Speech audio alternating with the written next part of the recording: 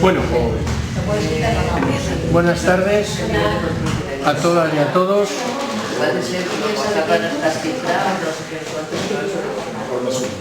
A ver si... Písala. Que digo, que decía que buenas tardes a todas y a todos. Y que se os agradece la asistencia. Además porque, claro, haciendo como hace, pues es un sitio acogedor, desde aquí, ¿no? Pero bueno, con independencia de eso, supongo que la conferencia o la charla que nos va a dar Antonio es suficientemente atractiva como para haber concitado la presencia de todos nosotros y de todas nosotras, ¿no?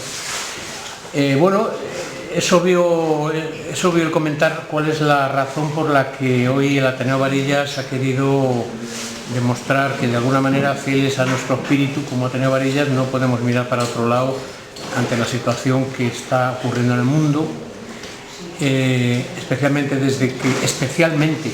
y no solo, pero especialmente desde que Trump ha llegado a la Casa Blanca y está intentando remover el orden mundial establecido hasta ahora hacia otro orden en el cual los países afines a Estados Unidos, incluso la Comunidad Económica Europea, pues no ofrece otras soluciones nada más que unas políticas de preguerra. En ese contexto de preguerra, nosotros nos planteamos, todos, supongo que todos nos planteamos, qué es la OTAN, para qué sirve la OTAN y qué pinta España en la OTAN. Y en ese sentido no hemos tenido otra idea mejor que el hecho de contar con un historiador como es nuestro secretario Antonio López, para que nos descifre algunas claves políticas en torno a lo que es la OTAN, su historia, la presencia nuestra actualmente en la OTAN, para así saber cuál es el futuro que nos puede esperar si no cambia el rumbo, como parece que puede estar cambiando el rumbo. Entonces, sin más preámbulos, le damos la palabra a Antonio, luego después habrá un poco de debate, si queréis, y ya comenzamos. Yo vale, creo, Antonio, creo que hable una hora o sí que quedará tiempo prudencial para hacer alguna aclaración, alguna ampliación, alguna observación. Bueno, estos son los apartados que he creído necesarios. No, Ángeles, mejor apaga que no se precisa, se ve mejor la pantalla. Sí. Eso es. Bueno, estos son los apartados que he considerado mínimos para considerar qué es la OTAN, qué pinta la OTAN. ¿Qué es la OTAN? ¿Cómo surgió el Tratado de Washington, el Tratado que forma la alianza? ¿Cómo es su estructura organizativa? ¿Quiénes son los países miembros cuando han ido entrando? España en la OTAN, ¿qué pinta, qué papel militar está jugando España en la OTAN? Los conceptos estratégicos de la OTAN. El concepto estratégico es el plan de acción de la OTAN.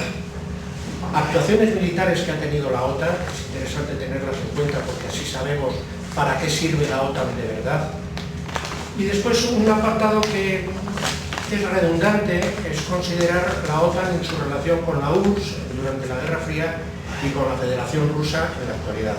Y después nos sobra hacer una observación acerca de qué otras alianzas importantes existen en el mundo en relación a dónde está hoy día el centro de gravedad del mundo, que no es precisamente Europa, sino que es el Indo-Pacífico y es China, ¿no? Pues ver qué alianzas hay por allí que se están conjugando de una manera muy parecida a como ha estado la OTAN hasta hoy. Bueno, ¿qué es la OTAN? ¿Cómo surgió? ¿Qué es la OTAN? Pues lo sabemos todos, ¿no? Es una organización, es una alianza internacional político-militar que pretende o busca la defensa de los miembros, la libertad y la seguridad de los miembros que firman el tratado que lo funda, ¿no? Esa es la teoría, lo que ellos dicen. Después veremos que hay momentos en que la OTAN ha servido para otras cosas, incluso hoy día está sirviendo para otras cosas, ¿no?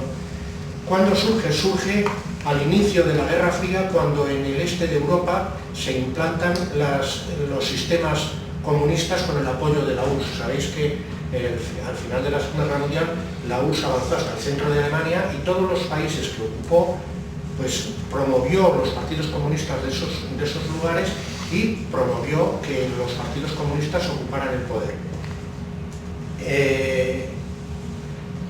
está también al lado de esto el concepto de telón de acero, ¿no? Este lo forja Winston Churchill para referirse a la frontera que separa esos dos mundos, ¿no? El mundo de los países donde la URSS, con la potencia, con la capacidad de la URSS, se impone el sistema comunista, y la parte oeste de Europa, donde rige el sistema capitalista liberal de libre mercado, y el dominio, si en el otro lado era la URSS, la Unión de Repúblicas Socialistas Soviéticas, en este lado es Estados Unidos, ¿no? Es el contexto de la Guerra Fría. En esa situación también hay que hacer un inciso de la doctrina Truman. ¿Qué es la doctrina Truman? Tiene mucho que ver con el nacimiento y el desarrollo de la Guerra Fría. La doctrina Truman es una doctrina que emana de un discurso que da el presidente de los Estados Unidos de este momento, Harry Truman, en el que viene a decir que en Europa se están implantando unos regímenes que no le gustan, digámoslo así, que son los regímenes comunistas, y que él pretende o desea o quiere que Estados Unidos apoye a aquellos países que pongan veto al avance, a la progresión de los partidos comunistas. Por ejemplo, en Italia el PCI era fundamental. Bueno, pues básicamente la doctrina Truman, ¿qué viene a decir? Pues que Estados Unidos le dice: Italia, ¿tú quieres una ayuda para la reconstrucción de los desastres de la guerra? ¿Quieres? Sí, pues arréglatelas como puedas, y Italia se las arregló para que el Partido Comunista no llegue al poder. Esa era la cuestión. En Francia también eran importantes, también se les cortó el paso. Bueno, el primer movimiento que hay para la creación de la OTAN es una organización anterior que se crea por el Tratado de Bruselas de 1948, la Unión Europea Occidental, Francia, Bélgica, Países Bajos, Luxemburgo y Reino Unido. Es una organización militar, pero eran pues 5 países que estaban bastante mal por los desastres de la guerra, y entonces llaman a que se una Estados Unidos y Canadá. Estados Unidos y Canadá acceden e invitan a más países: a Italia, a Dinamarca, a Islandia, a Noruega y a Portugal. Y entre todos ellos, los 12, que son 12, suman 12, firman el Tratado de Washington. Bueno, aquí estamos al gordito este, que fue el que forjó el concepto de telón de acero y lo consagró, porque a partir de ahí hasta hoy se sigue hablando del telón de acero. Aquí vemos al presidente Truman firmando el Plan Marshall, 13.000 millones de ayudas, dólares de los de entonces, que fue entre 1848 y 1852. Esto rápidamente para que echéis una ojeada a las barritas esas, que son o representan la ayuda que reciben los distintos países. Los que más, pues los más importantes: Reino Unido, Francia, Italia y Alemania, ¿no? Que pasan de 1.000 millones de dólares. Reino Unido 2.800, Francia 1.700, 1.300, Alemania 1.200, 1.300. ¿Y qué pasó tal día como hoy hace 76 años? Lo estamos celebrando. Pues el nacimiento de la OTAN, la firma del Tratado de Washington. Bueno, Europa, esto es de 1968, pero básicamente es lo mismo, ¿no? Es la división del bloque del este y el bloque del oeste, y la línea esa roja más intensa, que es el telón de acero, ¿no? Y ya llamo la atención, porque lo vamos a repetir en otros mapas, varios países que están en otros estados capitalistas, pero que no son de la OTAN. En aquel tiempo, en el año 68, ni aún hoy. Austria, Suiza e Irlanda. Y están en el mercado común, perdón, en la Unión Europea, pero no forman parte de la OTAN. Esto lo digo porque Felipe González, cuando nos vendió la moto de OTAN de entrada así, pues decía que España, si quería alinearse con sus semejantes y entrar en la Unión Europea, tenía que entrar en la OTAN también. Pues estos están en la Unión Europea y no están en la OTAN, ni están ni se les espera. Bueno, el Tratado de Washington es un tratado muy cortito, es un tratado muy breve, apenas serán 3 folios. No lo he visto, pero calculo por la extensión de los artículos. De los 14 artículos que tiene, yo destaco 4, el artículo 4, el 5, el 6 y el 10. El artículo 4, ¿qué dice? Dice que cualquier estado firmante del Tratado de Washington en una situación en la que vea que está en peligro o que algo la amenaza, puede convocar al resto para plantearles el problema y buscar soluciones conjuntas, de todos juntos. El artículo 5 es el de la defensa colectiva. Un ataque a uno o varios estados de la OTAN equivale a un ataque a todos. Y aquí ya ponen una perlita, dicen, cualquier ataque en Europa o en Estados Unidos a alguno de los miembros, a alguno de los miembros de la OTAN será respondido por todos. Bien. El artículo 6 redunda en este aspecto que destaca el artículo 5. ¿Cuáles son los límites de actuación? Pues la OTAN actúa no en cualquier lugar del mundo, según el tratado, sino que actúa en Europa, contando con que Francia en aquel momento tenía Argelia, en América del Norte, es decir, Estados Unidos y Canadá, y las islas y archipiélagos que estén al norte del Trópico de Cáncer. ¿Qué quiere decir esto? Pues esto quiere decir que hay territorios de alguno de los Estados miembros que no entran, que no los cubre la OTAN. La OTAN no cubre Hawái y forma parte de Estados Unidos. La OTAN no cubre las Malvinas, como se demostró en la guerra entre Argentina y Gran Bretaña, y la OTAN no entró para nada. Y Gran Bretaña fue agredida en aquel momento por, bueno, digamos agredida. ¿Y qué pasa con Ceuta y Melilla? Que tampoco están ni en Europa, ni son islas al norte del Trópico de Cáncer, ni están en América del Norte. Pues no las cubre. El enemigo estratégico de España es Marruecos, no es la Federación Rusa, y no nos cubre este tratado. Bueno. Y el artículo 10 viene a decir que el tratado está abierto a la firma de cualquier otro Estado siempre que cuente con el consentimiento de los miembros. Si un Estado quiere entrar y un miembro de la OTAN ya de derecho dice que no, no entra.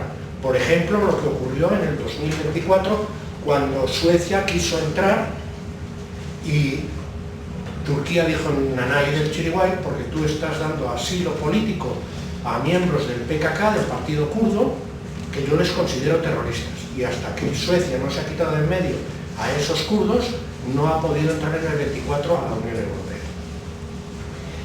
Turquía ha invocado el artículo 4 en 3 ocasiones. Una ocasión cuando la guerra de Irak, cuando Estados Unidos empezó la guerra de Irak, porque le salpicó algún pepinazo al territorio turco, y 2 veces, por el mismo motivo, en la guerra civil de Siria. También convocó a los Estados miembros Turquía. Y Polonia la convocó una vez, el artículo 4, el de la consulta para ver qué se hace, con ocasión de la ocupación rusa de Crimea. Rusia en ese momento hizo movimiento de tropas en Kaliningrado, en Königsberg, el antiguo Königsberg con Kaliningrado, ese pequeño territorio ruso que está encajonado entre Lituania y Polonia y el Báltico, y Rusia en ese momento hizo movimiento de tropas en Kaliningrado y hizo movimiento de su flota en el mar frente a él, y Polonia se puso nerviosa. Polonia se pone nerviosa con gran facilidad. Sí, sí, o sea, es de los estados que plantean políticas más agresivas contra la Federación Rusa. Y Estados Unidos ha invocado el artículo 5 en una ocasión. Todos sabemos lo que pasó el 11 de septiembre del 2001, el ataque a las Torres Gemelas y al Pentágono, no sé si otro avión que se cayó por ahí o lo derribaron. Y esa apelación al artículo 5 no fue solamente para que se estableciera un sistema de vigilancia aérea en el territorio de Estados Unidos, no, sino que fue la base de la intervención, que hablaremos luego de ella, de la OTAN en Afganistán. 20 años de ocupación. Las ideas claves, esto lo dicen ellos, es la defensa colectiva, todos nos defendemos a todos, la seguridad cooperativa, el trabajar por la seguridad de todos los estados cooperando unos con otros, y la gestión de crisis, la gestión de cuando sucede una situación de crisis, pues todos actuar para resolverlo. Y los acuerdos se hacen todos por unanimidad. Como dije antes, basta que un Estado diga que no a algo, que eso no sale adelante. Yo, con perdón, esto no me lo creo.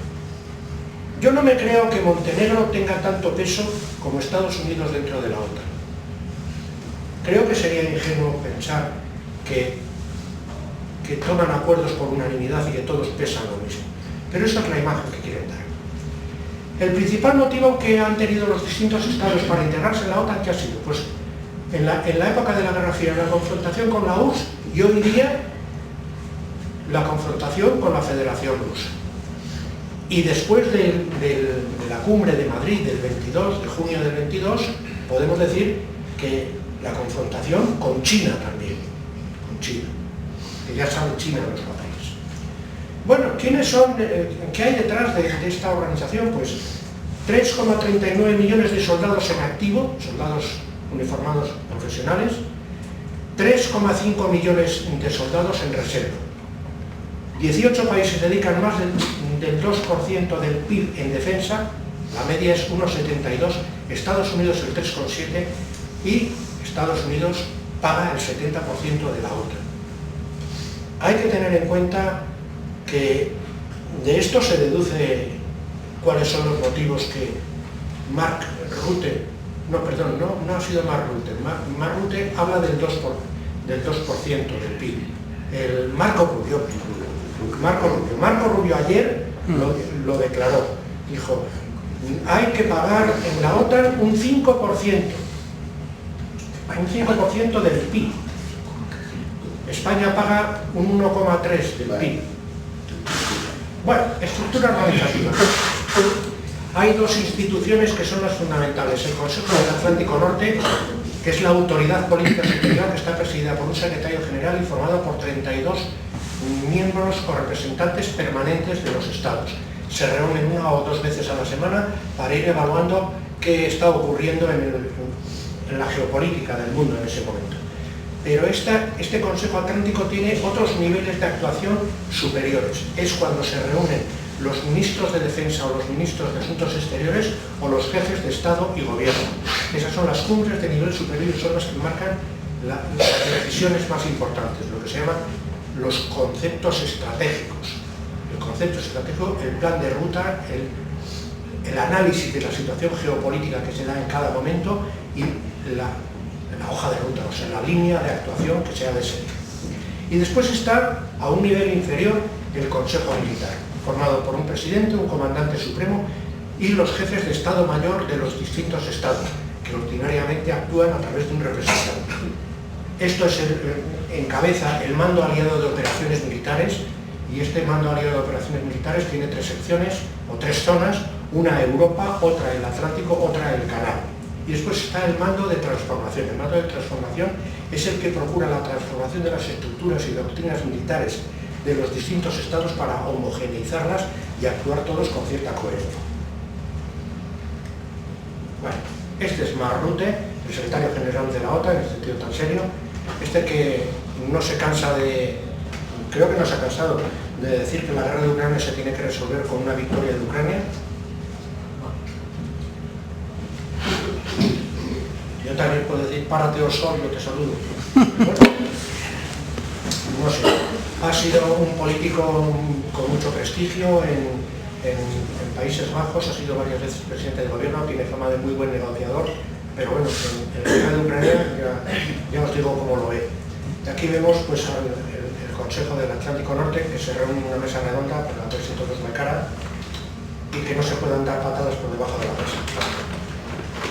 Miembros de la OTAN, bueno, pues están los 12 de la fama, los que iniciaron la organización: Bélgica, Dinamarca, Italia, Islandia, Luxemburgo, Noruega, Estados Unidos, Canadá, Reino Unido, Francia, Países Bajos y Portugal.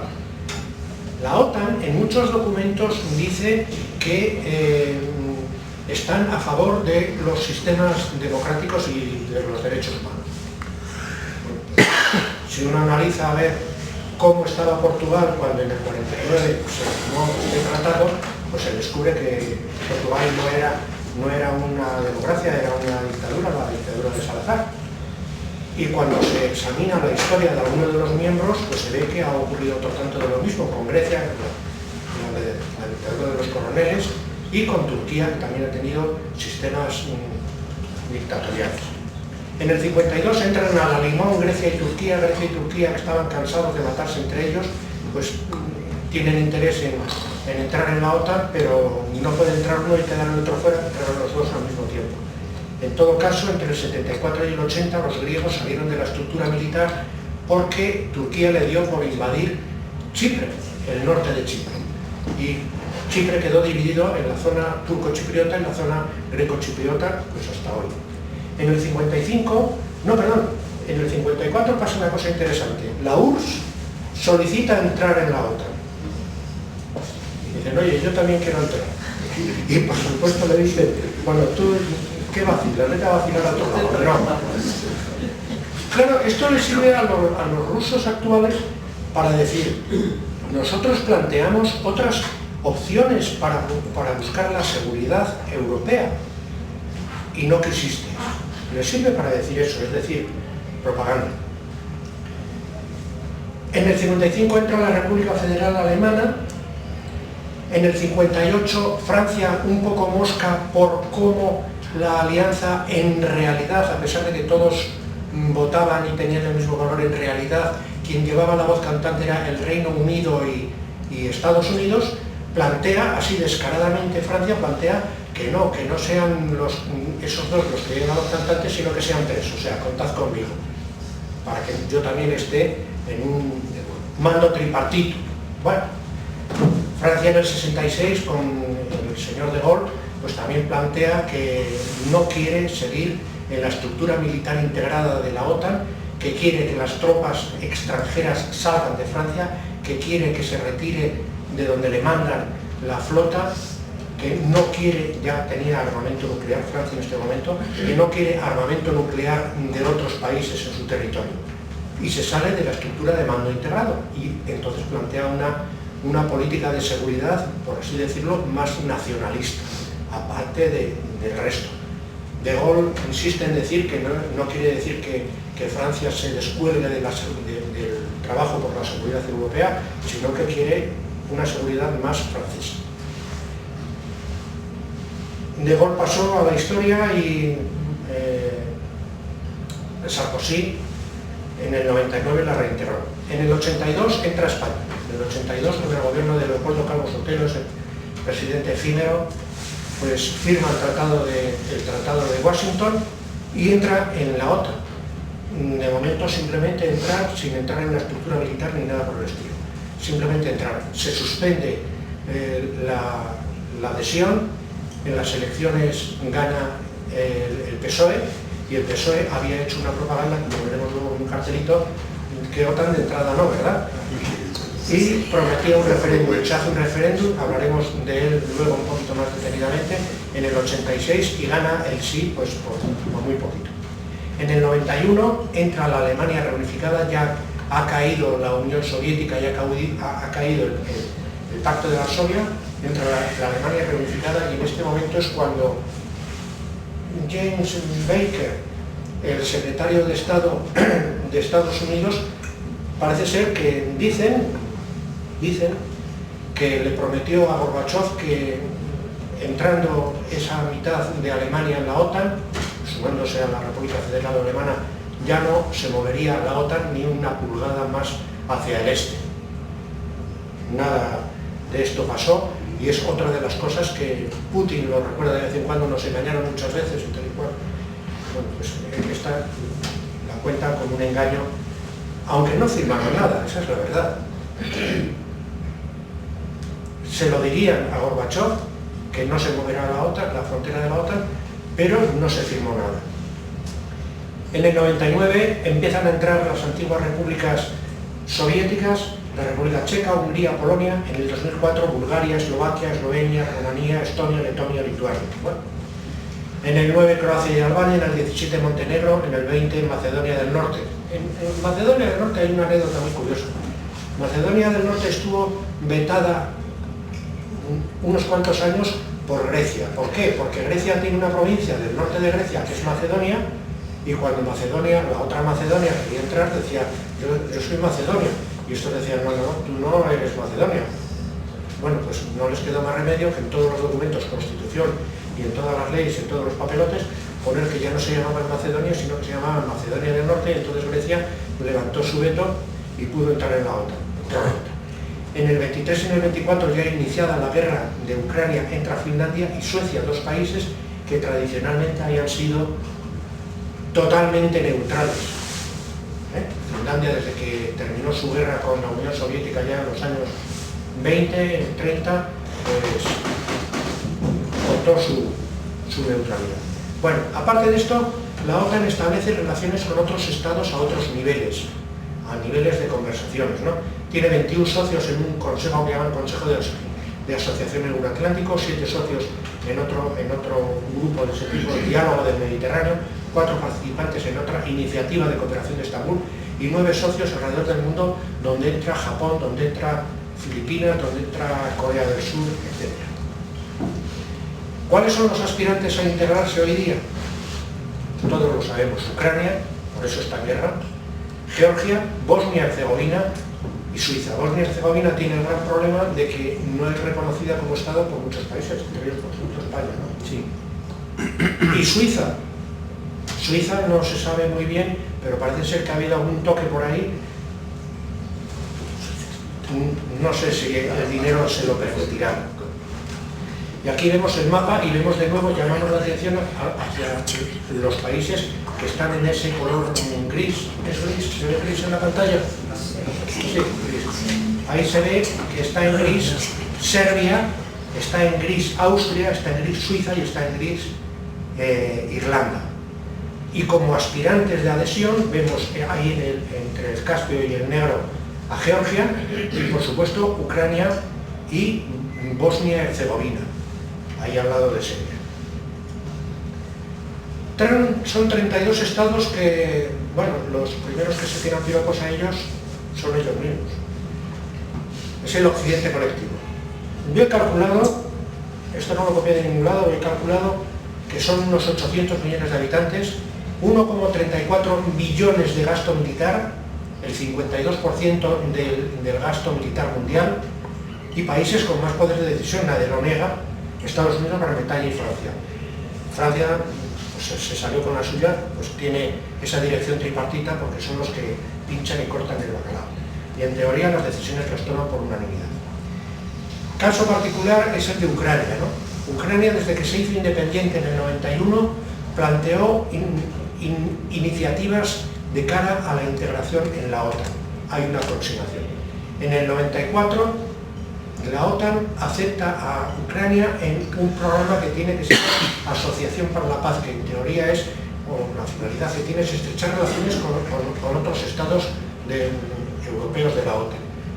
Pero en realidad es, por así decirlo, el antecedente a la Unión. En el 94, muy interesante, se da el memorándum de Budapest. Esto hay que restregárselo a los rusos por la nariz, porque es un tratado que firma Ucrania con la Federación Rusa, por el cual Ucrania entrega a la Federación Rusa todo su armamento nuclear, que se calcula que eran unas 3.000 ojivas nucleares, 3.000 de las 5.000 que tiene la Federación Rusa, 3.000 salieron de Ucrania, y a cambio la Federación Rusa se compromete a respetar las fronteras de Ucrania. Esto, claro, a Putin no se le ocurre recordar. En el 98, la OTAN crea una comisión OTAN-Ucrania para ir estudiando la aproximación.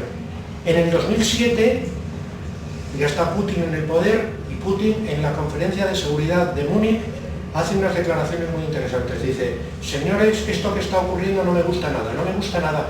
Este mundo unipolar, donde todas las decisiones las toma unilateralmente Estados Unidos y los demás tenemos que tragar porque sí, ni me gusta tampoco la expansión de la OTAN. Tengan ustedes cuidado porque soy un oso que puedo despertar. Lo dijo con bastante claridad. En el 2008 se da el plan de acción para la adhesión a la OTAN. Entre el 2010 y el 2014 hay un cambio en la política ucraniana. Está de presidente Víctor Yanukovych, o Yanukovych, no sé cómo se pronuncia, que plantea una política de neutralidad. Da varias normas, varias leyes encaminadas a la neutralidad de Ucrania. Y en un momento determinado, entre otras muchas cosas que pasan, se le plantea un dilema. ¿Se asocia a la Unión Europea o profundiza su asociación con la Federación Rusa? En un primer momento se inclina por la Unión Europea, no pasa nada, pero después cambia su determinación de medio a la Unión Europea. ¿Esto qué genera? Pues genera lo que se debe llamar el Euromaidán, una manifestación acompañada de disturbios que empieza en la plaza del Maidán, plaza de la Independencia creo que se llama, del centro de Kiev. Empieza siendo una manifestación pues como el 15M aquí, o sea, y la gente muy tranquilamente, pacíficamente, con banderas, pancartas y tal, pero muy pronto a esa manifestación, ya entrando en el 2014, pues se añade toda una serie de gente con ganas de juerga. En concreto, un partido político que se llama el Pravi Sector, el sector derecho, que son unos tipos que son declaradamente nazis y que empiezan a plantear enfrentamientos violentos con las fuerzas antidisturbios. Bueno, es un cacao, acaba habiendo en torno a 100 muertos, acaba habiendo seguramente ataques de falsa bandera, porque en un momento determinado francotiradores desde edificios que están alrededor disparan al primero que se mueve. Bueno, de ese Euromaidán solo destaca una cosa, el gran parecido que tiene con las revoluciones de colores. Si habéis oído hablar de las revoluciones de colores, son esas revoluciones que se forman, digamos que espontáneamente en países de la antigua órbita soviética y que buscan un cambio de gobierno. El Euromaidán lo consiguió el cambio de gobierno. Y es muy interesante que cuando estaban ahí toda la gente manifestándose y tal, aparece por allí como un manifestante más una señora que se llama Victoria Nuland. Victoria Nuland, subsecretaria de Estado de Estados Unidos para Asuntos de Europa del Este. Y aparece animando, haciéndose fotos, animando a los manifestantes, ofreciéndoles bollitos. Esta señora después tuvo otras dos actuaciones interesantes. Una de ellas fue cuando ya Yanukovych cayó y escapó a la Federación Rusa, una conversación que tiene con el embajador de Estados Unidos, una conversación en la que están hablando a quién apoyan, a quién ponen después de Yanukovych para dirigir Ucrania. Y en un momento determinado, perdonadme que no recuerde los datos concretos, en un momento determinado dice Victoria Nuland, bueno, ponemos a no sé quién. Y dice el embajador norteamericano, no hombre, no, ese no le va a gustar a la Unión Europea. Y dice, bueno, pues que se joda la Unión Europea, que ponemos a quien nos da la gana. Después la Victoria Nuland tiene otra actuación muy interesante. En un discurso que da, por aquel tiempo, se le escapa decir que Estados Unidos había invertido la calderilla de 5.000 millones de dólares para promover el cambio de gobierno en Ucrania, para que Ucrania tuviera un gobierno más proclive a Occidente y a la OTAN. Bueno, por eso digo, Euromaidán, revolución de colores, pues probablemente. Todos los estados tienen servicios secretos, todos los estados actúan por la puerta de atrás. Estados Unidos es el más poderoso, será el que tiene más poder para actuar por detrás, ¿no? Bueno, inmediatamente de que cae Yanukovych, los rusos ocupan Crimea con unos soldados que no llevaban insignias y organizan un referéndum por el cual Crimea se une a la Federación Rusa y pasa a ser territorio de la Federación Rusa. En el Donbass, en lo que está justo al norte de Crimea, se forman dos repúblicas, la República de Donetsk y la República de Lugansk, que no sigue al gobierno de Kiev, al gobierno salido del Euromaidán. Y no solamente se separa, se aparta de ellos, sino que comienza pues una guerra civil en Ucrania, ¿no? Una guerra civil entre los prorrusos, que son la República de Donetsk y la República de Lugansk, y el gobierno ucraniano de Kiev. Una guerra que causó, pues se calcula, unos 14 o 15.000 muertos civiles. Pues se intenta parar esto con los acuerdos del 14 y del 15, los llamados acuerdos de Minsk, de Rusia, en los que actúa como intermediario entre Ucrania y la Federación Rusa, actúa de intermediario entre Ucrania del Este y del Oeste, no la Federación Rusa, disculpad, actual intermediario Angela Merkel por parte de Alemania y Sarkozy por parte de Francia. Y no sirvieron de nada, fueron un alto el fuego momentáneo, entrega de prisioneros, ese tipo de cosas que hacen ver que se va en plan pacífico.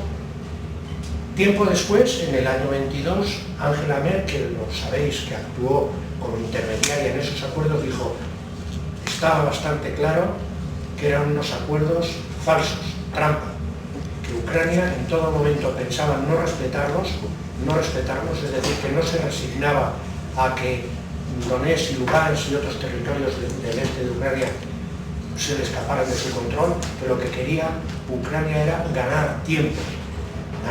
¿Y qué ocurría en ese tiempo? ¿Qué ocurrió en ese tiempo desde el 14? Pues que el ejército ucraniano, que era un ejército de Pancho Villa, pues empezó a ser un ejército de otro tipo, porque la OTAN y Estados Unidos a la cabeza, Gran Bretaña también, pero Francia también y todos los estados también, empezaron a armar a Ucrania y a no solamente darle armas, sino darle asesoramiento técnico, asesoramiento de inteligencia, o sea, eso que se hace con los satélites, y entrenamiento de tropas. En el 2017, ese nuevo gobierno que surge del Euromaidán, pues plantea como una prioridad de la política exterior la adhesión a la OTAN. En el 2018, la OTAN reconoce a Ucrania como país candidato. En el 2019, modifican la Constitución para establecer una serie de normas de cara a la integración en la OTAN. En el 2020, la OTAN le da la categoría de socio, paso inmediatamente superior a ser pues miembro de la OTAN, firmante del Tratado de Washington. En el 21 y el 22, ¿qué ocurre? Pues que Rusia da una serie de advertencias. Dice: hay una línea roja que no se debe traspasar, porque si se traspasa nosotros actuaremos, y esa línea roja es que la OTAN no se extienda ni a Georgia ni a Ucrania, porque si se extiende a Ucrania, los misiles que salgan desde Ucrania a Moscú tardan 5 minutos. Entonces esto no lo consentimos. En febrero del 22 se da la invasión rusa. El día antes, creo que es el día antes, la Federación Rusa reconoce las repúblicas de Donetsk y de Lugansk como estados independientes del resto de Ucrania. Y el 22 hace la invasión. Una invasión que cualquiera que se interese por la cosa esta de la estrategia militar, pues verá que fue una invasión que fue una barrabasada muy mal hecha. Pensaba que simplemente entrando y yendo por una carretera 1000 vehículos uno detrás de otro iban a entrar en Kiev, creo que llevaban hasta los uniformes limpitos para hacer el paseillo en Kiev. Bueno, pues se encontraron con lo que los servicios secretos de la Federación Rusa no habían adivinado, lo cual dice que actuaron muy mal, que era que el ejército ucraniano se había preparado y se había armado bastante bien, lo suficientemente bien como para detener el avance ruso y causarles unas pérdidas de miedo, ¿no? En el 29 y 30 de junio se da la Cumbre de Madrid. En la Cumbre de Madrid, el nuevo concepto estratégico plantea que el enemigo es la Federación Rusa y que hay que ayudar a Ucrania por encima de todo. ¿Cómo ayudan a Ucrania? Pues con todo esto, y esto no es nada más que una muestra, ¿no? Misiles Stinger y Javelin, que fueron los que, cuando la Federación Rusa entró ahí queriendo dar un paseo, fueron los que los detuvieron, porque son misiles que tira un paisano, hace así ¡boom!, y va directo al tanque, que son antitanques. Y claro, cuando veían que venía una columna de 1000 vehículos, cogían, paraban a uno al del puesto 33, y el puesto 32, 31, 39, 28 ya se podía ir preparando porque le iban directos, ¿no? Plataformas de cohetes HIMARS, o sea que son misiles, de cohetes de misiles HIMARS, plataformas antimisiles Patriot, helicópteros Mi-17, tanques Abrams y Leopard. Bueno, los Abrams decían que eran indestructibles, han demostrado que no es así. Los Leopard, hasta España envió Leopard para allá, ¿no? Sacaron ahí de un pendejón que tenían 15 o 20 Leopard medio deshechos, los arreglaron un poco, les pintaron el cañón y los enviaron para allá. Proyectiles de artillería de 155 milímetros, que es la munición básica de esta guerra. Hace bien poquito, aviones de caza F-16 y el último armamento ya de vanguardia que se ha enviado son los misiles de alcance medio ATACMS, creo, no sé cómo se llama, ATACMS, bueno, que son los misiles que ha estado utilizando últimamente Ucrania para atacar territorio de la Federación Rusa. Y esto es muy interesante porque si todos estos otros armamentos que envía los podía utilizar tranquilamente el ejército ucraniano, los misiles de alcance medio ATACMS, para tirarlos hay que tener una serie de coordenadas de GPS, o no sé de historias, de inteligencia que provee los satélites, que no son ucranianos, precisamente son satélites de Gran Bretaña, satélites de Francia, satélites de Estados Unidos, y el personal que opera esos satélites y el personal que escoge los objetivos y que aprieta el botón para que se dispare, pues no es personal ucraniano. Es decir, son misiles que lanza la OTAN, que tiran la OTAN. Por eso se dice que esta guerra de Ucrania es una guerra por delegación, una guerra próxima, que se le suele llamar, ¿no? Hay que decir una cosa también, que lo diré más adelante, pero pues si nos falta tiempo, yo lo digo ahora. Rusia, en el mes de noviembre creo que ha cambiado su doctrina militar nuclear. Hasta ahora decían que solamente se daría uso a los misiles nucleares, las bombas atómicas, si había un ataque en pie de igualdad de bombas atómicas, ¿no? O había un peligro realmente existencial para la Federación Rusa. Pues a partir de este cambio no es así. A partir de este cambio Rusia dice que puede o que tiene previsto y lo planificado utilizar armamento nuclear si la Federación Rusa recibe un ataque masivo con armas convencionales detrás del cual hay una potencia nuclear. Es decir, un armamento equivalente a estos misiles ATACMS. O sea que cuando se dice que estamos a un tris de que alguien se equivoque un poquito para que empiece la Tercera Guerra Mundial, pues es algo que es verdad. Bueno, ahí vemos la manifestación cuando estaban en plan pacífico en el Euromaidán, y ahí vemos a Victoria Nuland muy contentita, bien abrigada, invitando a pastelitos a los manifestantes. Y bueno, estamos hablando de estos territorios, pues los territorios que tienen población rusoparlante y que Rusia reivindica y que ya ha integrado en su ordenamiento jurídico, es Lugansk, Donetsk, Zaporilla, Jersón y Crimea. Crimea ya está admitido, Lugansk, Donetsk, Zaporilla y Jersón, aunque las tropas rusas no los tienen ocupados totalmente, ya están en el ordenamiento jurídico ruso como provincias, como oblasts rusos. Bueno, España y la OTAN. España en la OTAN entró en el 82 y después en el 86. Pero, ¿qué quiere decir? ¿Que España hasta ese momento, hasta el 86, no estaba integrada en la defensa de Occidente frente a la Federación Rusa? Pues no, porque desde el año 1953 España tiene firmados unos convenios de defensa y ayuda económica con Estados Unidos, unos convenios llamados también Tratado de Amistad Hispano-Americana, llamados también Tratados de Madrid, por los cuales Estados Unidos entregaba a España 500 millones de dólares en tocateja, 1.500 millones en ayuda, en préstamo blando, para que luego España los gastara en materiales provenientes de Estados Unidos y armamento. Entregaba también armamento convencional, por supuesto, al ejército español, le entregaba tanques, le entregaba barcos, le entregaba, no sé, fusiles, lo que fuera, armamento que era el sobrante de Estados Unidos de la guerra de Corea, era material usado.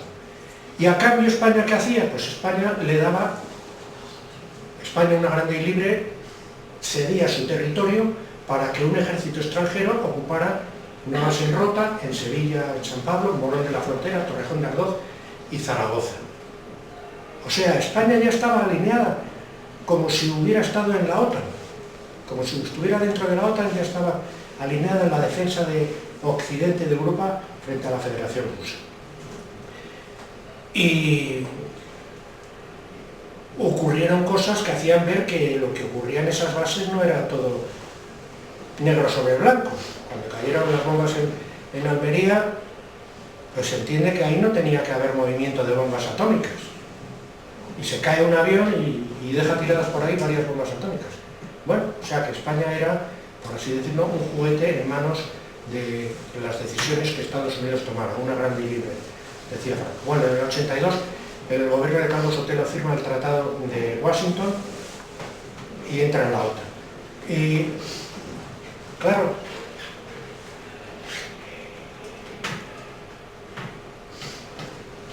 ellos habían dicho, el gobierno de Felipe González había dicho, OTAN de entrada no. Ya lo pensaron en ese momento y dijeron, vamos a ver cómo ponemos una frase que se malentienda para que luego nosotros podamos decir donde dije, digo, Diego. Entonces, OTAN de entrada no. O sea, de entrar, no. O de entrada digo no y luego ya veremos lo que da.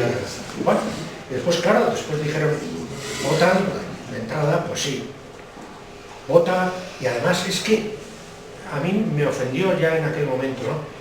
Cuando hablan de que no, dicen OTAN, que suena peor. Y cuando dicen que sí, dicen Alianza Atlántica, que suena más suavecito. Es la Alianza Atlántica. O sea. Bueno, el referéndum lo ganó el sí por un 52,5% más o menos.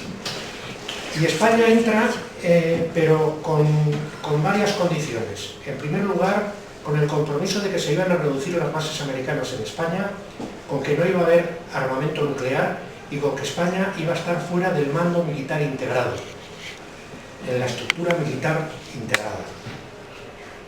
Pero luego, pues con el gobierno de Aznar, cambió en el 99, se accede al mando militar integrado.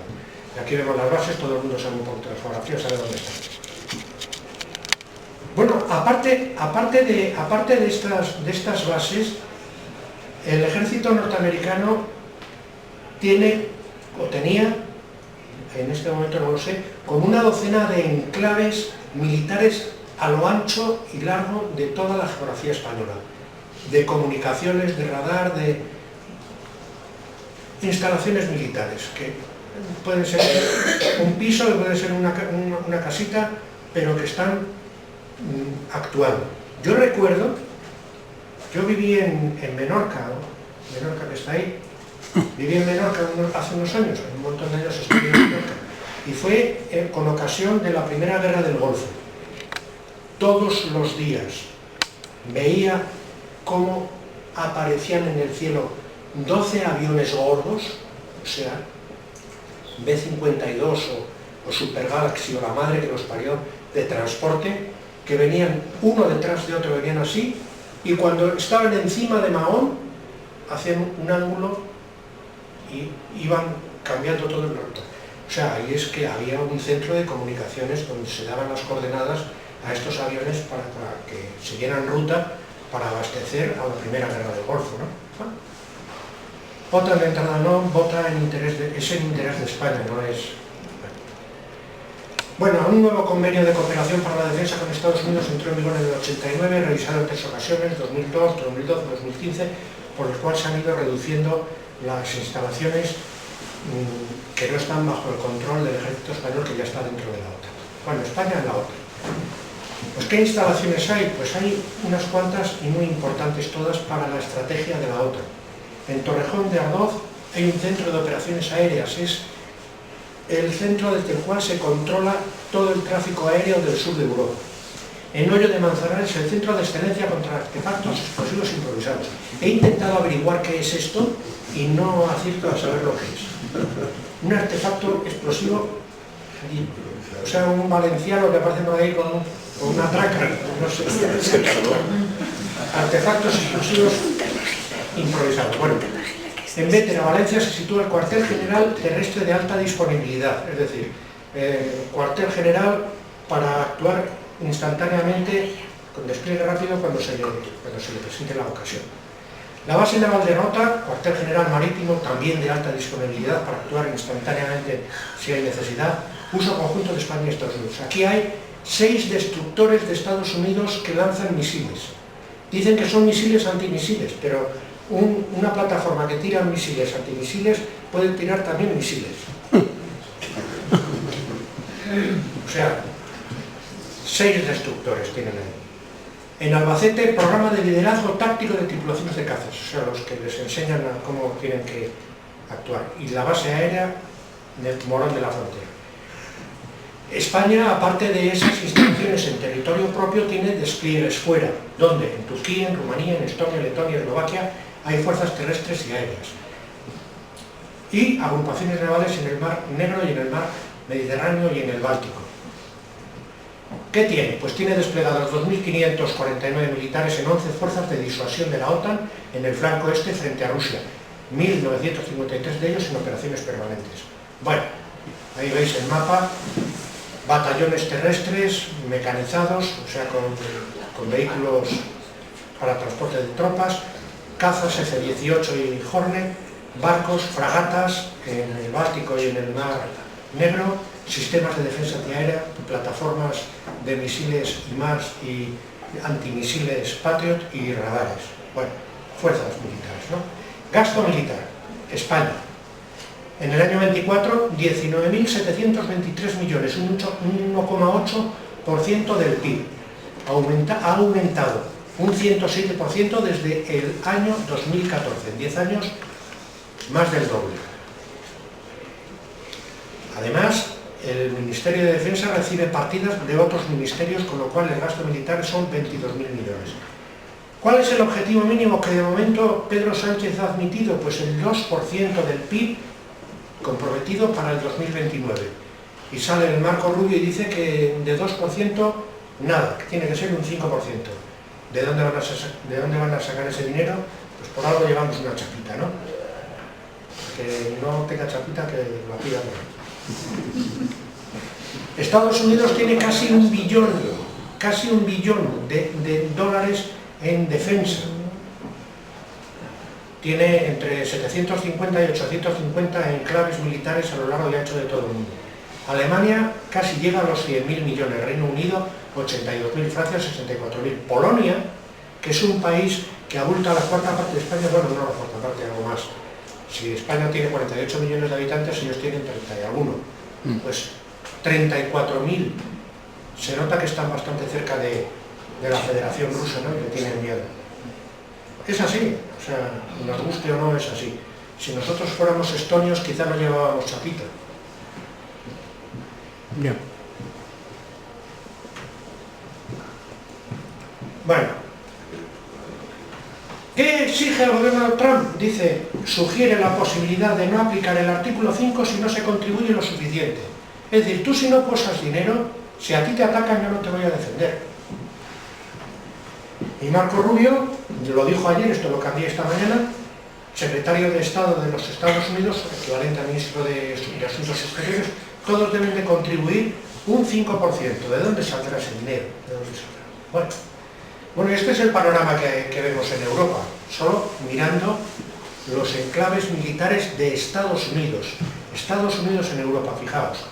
En la columna de abajo de la izquierda, con la banderita de Alemania, tenemos que Estados Unidos tiene en Alemania 123 bases militares estadounidenses de más de 4 hectáreas o 10 millones de dólares en valor de 2022.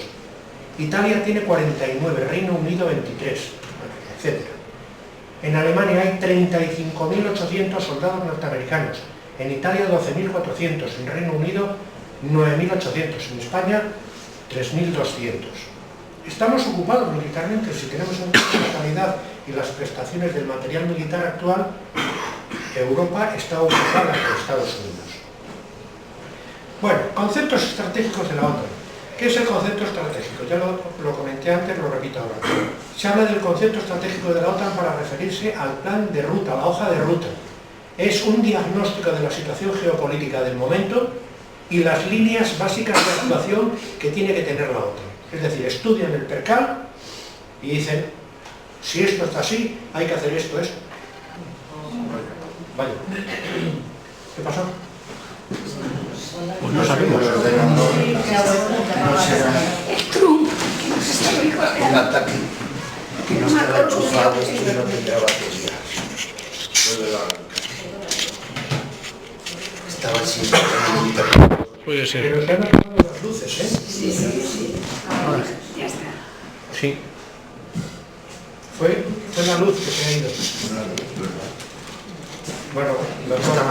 Bueno, pues el Consejo del Atlántico Norte a nivel de jefes de Estado y de Gobierno.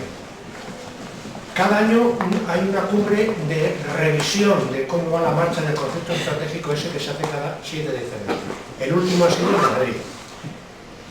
Ha habido 8 conceptos estratégicos distintos, pero podemos dividirlos en 4 grupos diferentes. Durante la Guerra Fría, inmediatamente la posguerra fría, el 11 de septiembre y la guerra de Ucrania. En la Guerra Fría, ¿qué era lo que se pretendía? Pues se pretendía la disuasión nuclear. Es decir, dejarle claro, disuadir es amenazar, dejarle claro a la Unión Soviética de aquel momento que si la Unión Soviética hacía el más mínimo movimiento de ataque, iba a haber una respuesta nuclear masiva y devastadora. Eso quiere decir disuasión nuclear. Cuando la Unión Soviética desarrolló sus cohetes y sus bombas atómicas, lo que se buscó fue el equilibrio nuclear. Vamos a equilibrarnos con el oponente, no nos quedemos atrás. Y en los años 60, pues les entró un poco de sensatez y plantearon la destrucción mutua asegurada, con lo cual pues había pues un decir, bueno, yo no te pego a ti porque tú me puedes pegar a mí, si me pegas a mí yo te pego a ti, y acabamos perdiendo los dos. Y fue... Bueno. Tras la Guerra Fría, bueno, el enemigo era la USA. Tras la Guerra Fría se plantea un mundo unipolar, se amplía el radio de acción de la OTAN, es cuando la OTAN interviene militarmente en varios lugares, que lo veremos luego. Después, contra el terrorismo, a partir del 11 de septiembre del 2001, el enemigo es el terrorismo, se amplía el radio de acción, se plantean que puede haber actuaciones fuera de Europa y en cualquier lugar del mundo, y con la guerra de Ucrania se plantea que la amenaza es Rusia y el desafío es China. ¿Qué actuaciones militares ha habido? Pues esa alianza que decíamos que era para la defensa y para mantener la seguridad y la libertad de los Estados miembros, pues se transforma en los años 90 y hasta hoy pues en una actuación militar pues que ha causado bastantes muertos, ¿no? En la guerra de los Balcanes interviene en 2 ocasiones, en Bosnia y Herzegovina en el 94-95, ahí hacen 3.500 misiones de bombardeo contra Serbia. España ahí participó con 130 misiones, los pilotos españoles tuvieron la oportunidad de apretar el botón y tirar las bombitas. Y en el 99 en Kosovo. En el 2011, voy rápido, disculpadme porque ya llevo un ratito.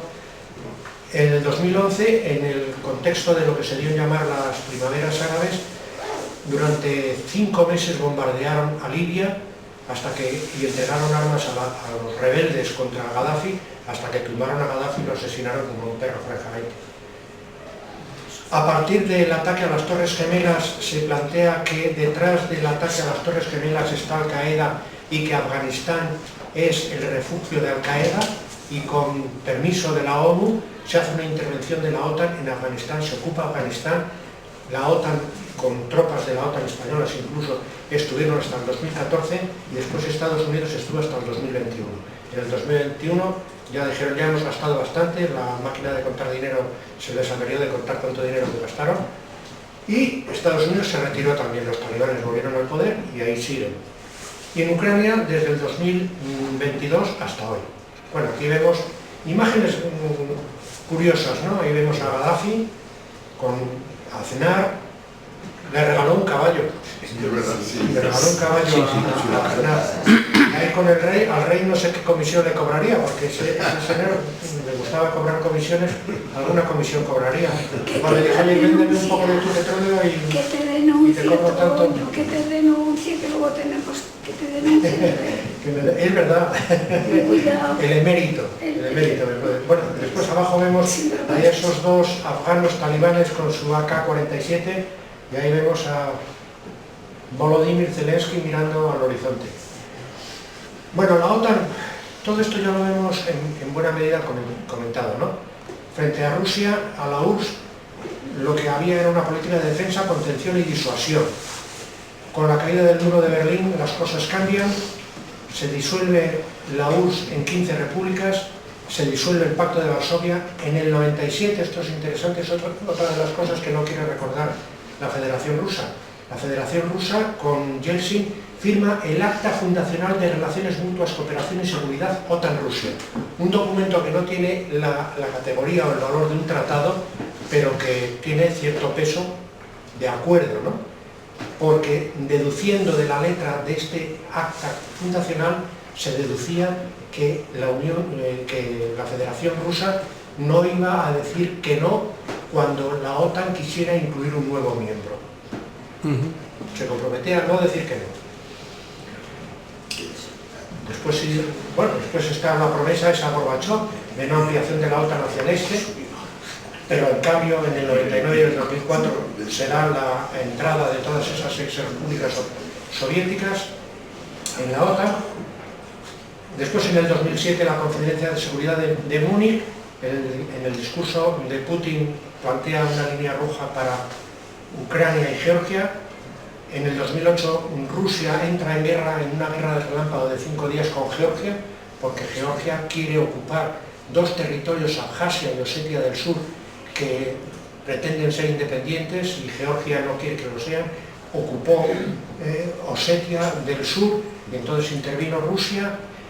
Bueno, ya había intervenido Rusia en esas dos autoproclamadas repúblicas independientes no reconocidas por nadie. Ya había intervenido la Federación Rusa entregando pasaportes rusos a su población. Pero Georgia quería ocupar esos territorios y Rusia no lo quiso consentir.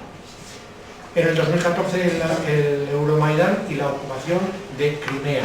Es interesante tener en cuenta el valor que tiene Crimea para la Federación Rusa.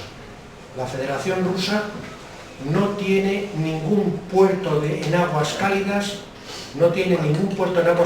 más que en el Mar Negro, en Crimea. Por eso Putin plantea que Crimea es existencial para la Federación Rusa. Es existencial. Si pierde Crimea, pierde la salida, dificultosa pero salida, a mares que no se congelan. Los acuerdos de Minsk I y Minsk II, pues incumplidos por Ucrania y denunciados por Angela Merkel como acuerdos tramposos. Ucrania prepara su integración en la OTAN, ya lo hemos visto. Rusia reclama un nuevo marco de seguridad con línea roja en Ucrania y en Georgia. En el 2022, el día 22 creo de febrero, no, el día 24 de febrero, lo tengo ahí anotado y no lo recuerdo, se da la invasión. La respuesta por parte de Occidente y de los países de la OTAN, Estados Unidos y todos los demás, 14 o 15, ya he perdido la cuenta, rondas de sanciones. Y otra cosa que también es interesante y que se comenta muy poco, la retención de fondos rusos en bancos europeos, 300.000 millones. 300.000 millones de dólares que están retenidos a Rusia.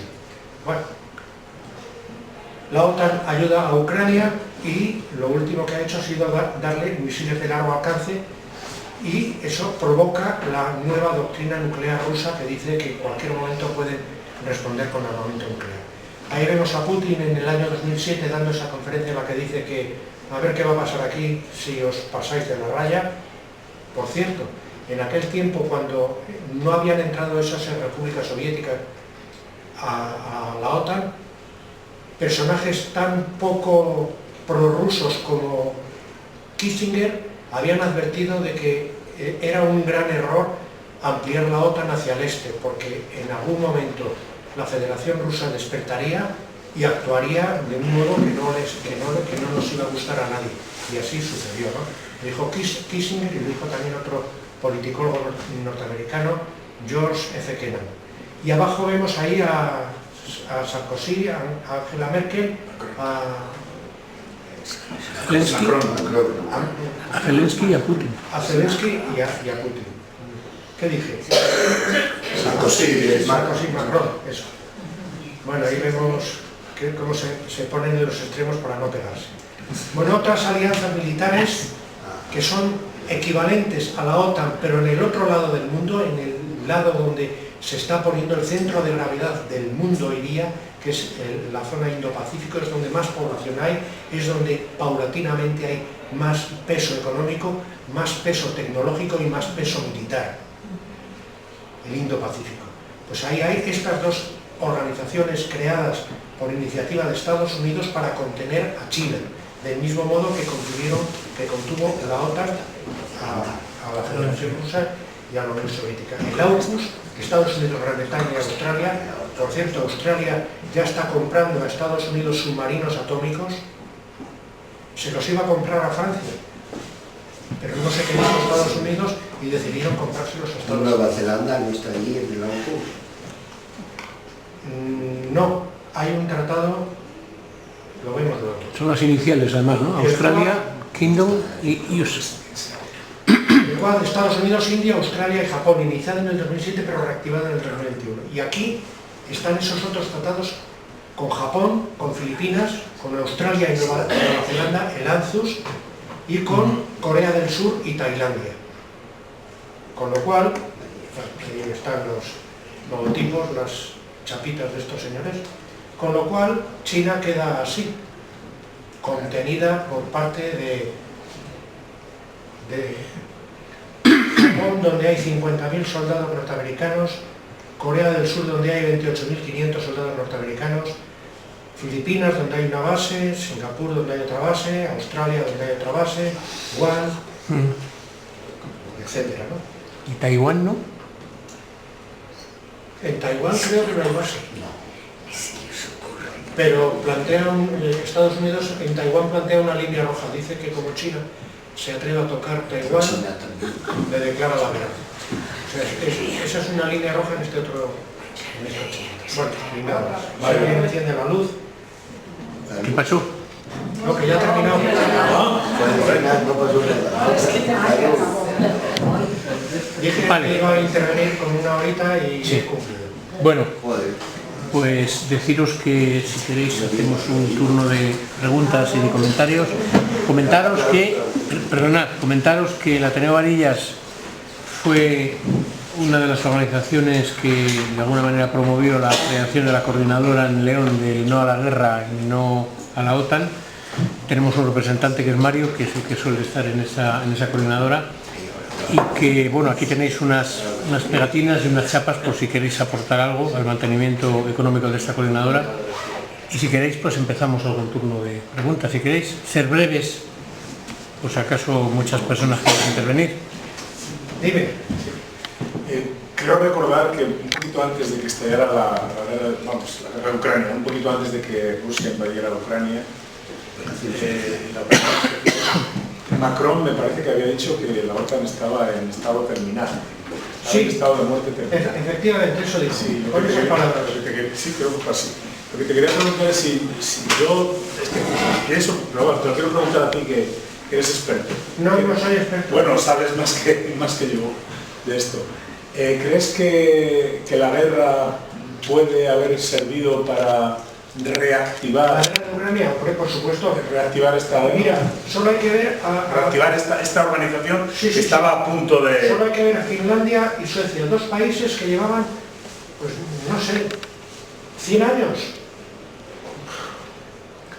neutrales, sin mojarse en ningún conflicto. Han entrado en la OTAN. Si no es revitalizar la OTAN eso, es evidente que ha revitalizado la OTAN. Vemos a Marco Rubio diciendo hay que aportar el 5%. Vemos a Felipe González diciendo bueno, damos un 1,3, vamos a dar un 2 de entrada, vamos a dar un 2 de entrada. O sea que, por supuesto que ha revitalizado la OTAN. La OTAN está más viva que nunca. Más viva que nunca. Y además, si en otros tiempos se sintió en los años 90 y hasta el 2001 con fuerza para intervenir militarmente en países, ahora ha intervenido militarmente. Los misiles esos atacados o como demonios se diga, los manejan ellos, los maneja la OTAN, no los maneja Ucrania. Ucrania no tiene satélites. Ucrania, incluso hasta bombardeos que hace con los cohetes y más esos, las coordenadas se las da la OTAN. Le dice la OTAN, ajusta el aparatito a esta latitud, longitud, como demonios digan, y dispara ahí.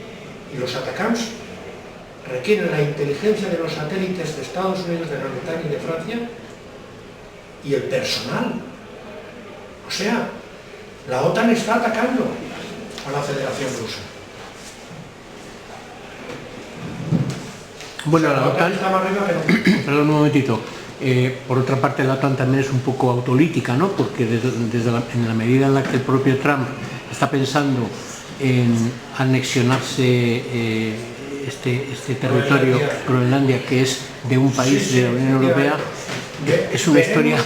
A ver cómo lo hacen. Es muy endogámico, ¿no? A ver cómo lo hacen, pero escucha, Alberto, han ocurrido cosas muy interesantes. El artículo 5 dice que cuando un país reciba un ataque de otro, todos tienen que responder. ¿Qué pasó con el Nord Stream 1 y el Nord Stream 2? Que eran instalaciones alemanas. ¿Quién atacó?